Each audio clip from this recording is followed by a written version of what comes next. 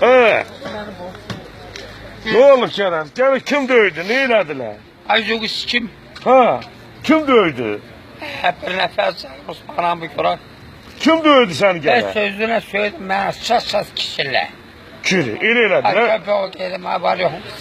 Seni vurdu. Kişi vurarım ağzını sikeyim. He. Sen adam konuşamlan bazana olur. Kim Ben imiş o? teriyim be sana ne olur. He. Bu güzel. Kim imiş onu vuran seni? Hep bir bulamısın.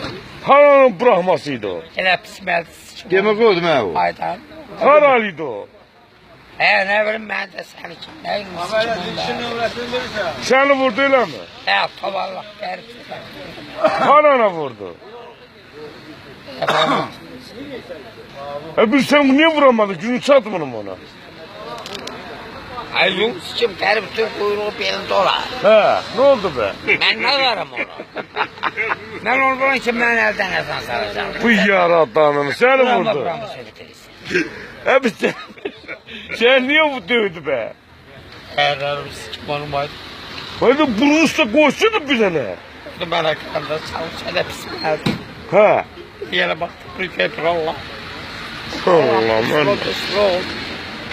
Ya seni niye dövüyorum? Şey vurmuş. Sen tutun ya seni vurdu. Evaydan sildiğim hiçbir şeydi. Üzümü sikim dedim. Sen ona dedin. Hemen onu üzümü sikim deyince aldırdım onu. O neyse değildi. Ne sen üzümü sıkım değildin. Nerede kursallık dedi. Ne olur üzümü siker ya. Ha hemen de geçeyim. He. Sen benim üzümü sikebilirsin. Yok. Ben de değil mi? Aha. Gel de aldırdım bana. Öyle pis. Sağ ol. Pis vurdu öyle be. Yerköy adamı nasıl? Hiç diyeceğim.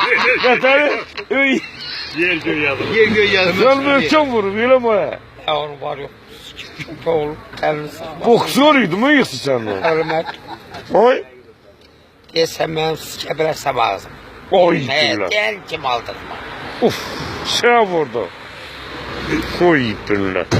Adam böyle vurma olar mı? At öyle. Sakatlık gidecek.